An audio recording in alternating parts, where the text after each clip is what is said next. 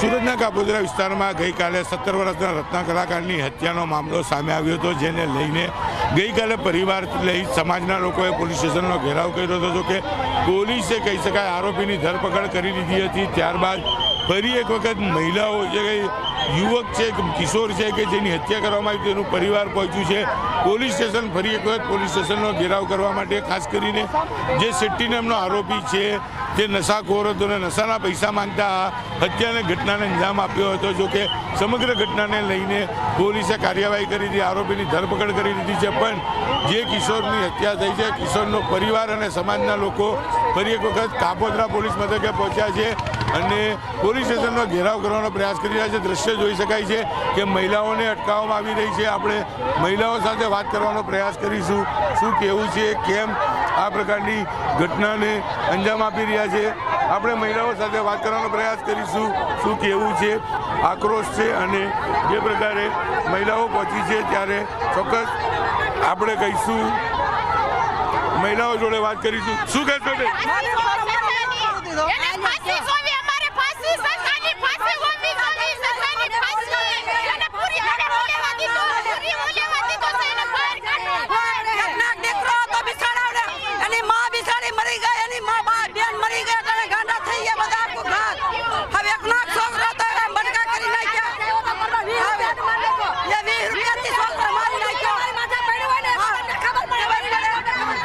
છે મહિલાઓમાં આક્રોશ છે. પરિવારનો એકનો એક દીકરો હતો. પોલીસ તમામ લોકોને કંટ્રોલ કરવાનો પ્રયાસ કરી રહી છે, પણ મહિલાનું આ ટોળું છે કે જે સમજવા તૈયાર નથી. પોલીસ સ્ટેશનના ઘેરાવ માટે આગળ વધી રહી છે ત્યારે ચોક્કસપણે પોલીસ છે તે તમામ લોકોને દૂર કરવાનો પ્રયાસ કરી રહી છે. મહિલા પોલીસની મોટી ટીમ બોલાવવામાં આવી છે અને સમજાવવાનો પ્રયાસ કરવામાં આવી રહ્યો છે. આરોપીની ધરપકડ કરી દેવામાં આવી છે, છતાં પણ આક્રોશ ઘટવાનું નામ નથી લેતો. કારણ કે 17 વર્ષનો કિશોર છે અને કિશોરની જે રીતે હત્યા થઈ છે તેને લઈને ચોક્કસ મહિલાઓ સાથે પરિવારમાં આક્રોશ જોવા મળી રહ્યો છે. મેં લોકો માત્ર એક જ વાત કરી રહ્યા છે કે આરોપીને ફાંસી આપો.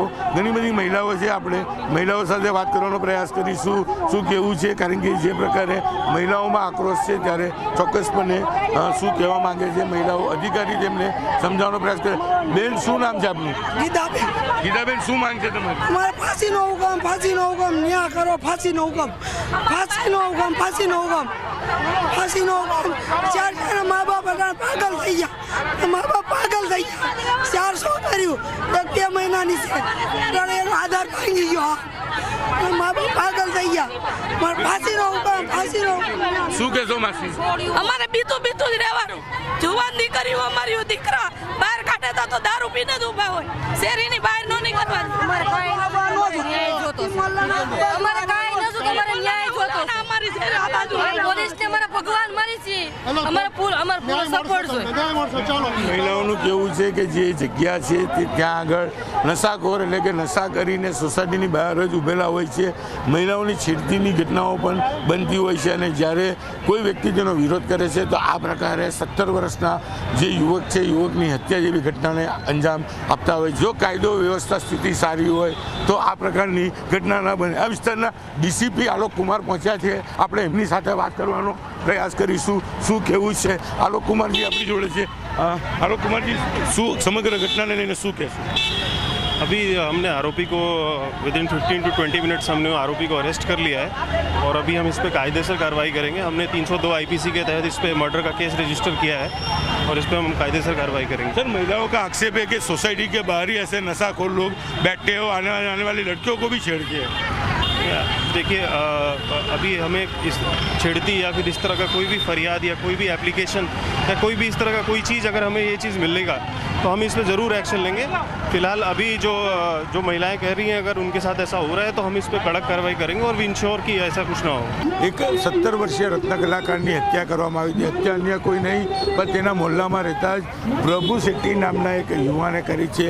પ્રભુ શેટ્ટી છે નશાના રવાડે ચડેલો યુવક છે અને તેને મરનાર પરેશ પાસે પૈસાની માગણી કરી હતી ને પૈસા નહીં આપતા સૌપ્રથમ તેની સાથે ઝઘડો કર્યો હતો અને ત્યારબાદ પોતાની પાસે રહેલું ચપ્પુ પરેશને પેટમાં મારી દીધું હતું, જેને લઈને પરેશનું મોત થયું હતું. જો કે પરેશના મોત થવાની સાથે જ સમગ્ર વિસ્તાર અને પરિવારમાં શોકનું મોજું પડી ગયું હતું અને સમાજના લોકો પોલીસ સ્ટેશનનો ઘેરાવ કર્યો હતો. કારણ કે માતા પિતા બાદ 3 દીકરી અને એક દીકરો, એટલે કે પરિવારનો એકનો એક દીકરો હતો અને દીકરો કમાઈને પરિવારને આર્થિક રીતે મદદ કરતો હતો. પુત્રના મોતને લઈને પરિવાર શોકમાં ગરકાવ થઈ ગયું છે અને હવે સમાજના લોકો, વિસ્તારના લોકો એક જ માંગ કરી રહ્યા છે કે આરોપીને ફાંસીની સજા આપો. પ્રભુ શેટ્ટી નામનો વ્યક્તિ છે, અસામાજિક તત્વ તરીકે ઉભરીને આવેલો છે. નશો કરતો હોવાની વાત છે. મહિલાઓ જે રીતે રસ્તા પર ઉતરી હતી ફરી એક વખત પોલીસ સ્ટેશનનો ઘેરાવ કરવા માટે, ત્યારે કહી શકાય કે જે પ્રકારે મહિલાઓનો આક્ષેપ છે કે વિસ્તારમાં યુવાનો નશાના રવાડે ચડેલા છે અને સોસાયટીની બહાર નીકળતાની સાથે મહિલાઓની છેડતી સહિતની ઘટનાને અંજામ આપતા હોય છે. એટલે કે આ વિસ્તારમાં ચાલતા દારૂ જુગારના અડ્ડાઓ છે એ અડ્ડાઓ તાત્કાલિક બંધ કરવા જોઈએ. જેને લઈને કહી શકાય કે નશાનો આ વેપાર જો બંધ થાય તો આ વિસ્તારમાં અસામાજિક તત્વોનું નુસન્સ ઘટે. સુરત પોલીસે જે પ્રકારે અસામાજિક તત્વોનું એક લિસ્ટ બનાવ્યું હતું, તમામ લોકો વિરુદ્ધ કાયદેસરની કાર્યવાહી કરી છે. અસામાજિક તત્વોના વરઘોડા કાઢવામાં આવ્યા છે, પણ અસામાજિક તત્વો સુધરવાનું નામ નથી લેતા. દરરોજ જાહેરમાં મારામારી હોય, રીલ બનાવવાનો વિડીયો હોય કે પછી હત્યાની ઘટનાઓ સતત સામે આવી રહી છે. એટલે કે સુરત પોલીસની કામગીરી પર ચોક્કસપણે આજની આ ઘટનાને લઈને એક લાંછન લાગ્યું છે કે પોલીસ કામગીરીમાં નિષ્ફળ હોય તેવું સ્પષ્ટપણે આજની આ ઘટના પરથી દેખાય છે. લોકો માત્ર એક જ માંગ કરી રહ્યા છે કે આરોપીને કડકમાં કડક સજા અથવા ફાંસીની સજા થવી જોઈએ. તેની માંગ સાથે તમામ લોકો, સમાજના લોકો, વિસ્તારના લોકો રસ્તા ઉપર બેસી વિરોધ નોંધાવી રહ્યા છે.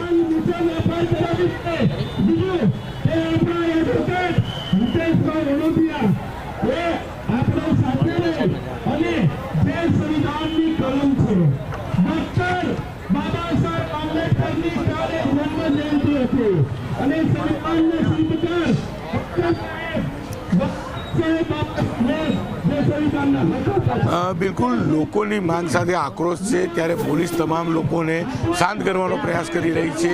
લોકો સાથે વાત કરવી અત્યારે હિતાવક નથી, કારણ કે આપણે વાત કરવા જઈશું અને લોકોને પોલીસ જે રીતે આશ્વાસન આપીને તેમને ઠંડા કરી રહી છે અને જો કદાચ આપણે વાત કરવા જતાં કોઈ ભડકશે તો વાતાવરણ વધુ ઉગ્ર બનશે. છેલ્લા 1 કલાકથી પોલીસ સતત મહેનત કરી રહી છે લોકોને સમજાવવા માટે. આ વિસ્તારના 5 પોલીસ સ્ટેશનના પીઆઈ હોય, એસીપી હોય, ડીસીપી હોય અને ક્રાઇમ બ્રાન્ચના ડીસીપી સહિતની ટીમ તાત્કાલિક ઘટના સ્થળે બોલાવી લેવામાં આવી છે, કારણ કે લોકોમાં મોટા પ્રમાણમાં આક્રોશ છે. ત્યારે ચોક્કસ લોકોનો આક્રોશ શાંત કરવાનો પ્રયાસ પોલીસ કરી રહી છે. ત્યારે ચોક્કસ કહી શકાય કે શાંતિ સુલે થાય તે પ્રકારના પ્રયાસ ન્યૂઝ 18 તરફથી કરવામાં આવી રહ્યા છે. આપણે કોઈ પાસે જઈ કોઈ વાત કરીને લોકોને ઉશ્કેરવાનો પ્રયાસ ન જ કરવો જોઈએ, કારણ કે લોકોમાં જે રીતે આક્રોશ છે દ્રશ્ય જોઈ શકાય છે કે લોકોને સમજાવવા માટેના પ્રયાસ પોલીસ કરી રહી છે. રત્ન કલાકાર પરિવારનો એક જ દીકરો હતો અને રત્ન કલાકારનું કામ કરી પરિવારને મદદ કરતો હતો. પોતાના ઘરે જઈ રહ્યો હતો ત્યારે પ્રભુ શેટ્ટી નામનો વ્યક્તિ કે જે પોલીસ પકડમાં ઊભો છે તે નશાનો આદી હતો અને નશો કરવા માટે મન્નાર રત્ન કલાકાર પાસે પૈસાની માંગણી કરી હતી. જો કે રત્ન કલાકારે પૈસા આપવાની ના પાડતા તેમની સાથે સૌપ્રથમ તો ઝઘડો કર્યો હતો અને જોતજોતામાં પ્રભુ શેટ્ટી ઉશ્કેરમાં આવીને ચપ્પુના ઘા ઝીકી તેની હત્યા કરી નાખી હતી. જો કે રત્ન કલાકાર અને તેમાં પણ 17 વર્ષના યુવાનની હત્યાનો મામલો સામે આવતા સમગ્ર વિસ્તારમાં આક્રોશ જોવા મળ્યો હતો. લોકોના ટોળા રસ્તા પર ઉતરી આવ્યા હતા. પોલીસ સ્ટેશનનો ઘેરાવ કર્યો હતો. જો કે ગણતરીના કલાકોમાં પોલીસે આરોપીની ધરપકડ કરી છે. કહેવામાં આવે છે કે મન્નાર યુવક અને આરોપી એક જ સોસાયટીમાં રહેતા છે અને જે પ્રકારે પ્રભુ શેટ્ટી છે નશાનો આદી છે અને નશો કરવા પૈસા માંગતા મન્નાર યુવકે પૈસા ના આપતા આ યુવકની ચપ્પુના ઘા ઝીકી હત્યા કરી નાખી હતી. જો કે પોલીસે હાલ તો આરોપીની ધરપકડ કરી વધુ પૂછપરછ સાથે વધુ તપાસ હાથ ધરી છે. કેમેરામેન જીગર ગુગલ સાથે કીર્તેશ પટેલ, ન્યૂઝ 18 ગુજરાતી, સુરત.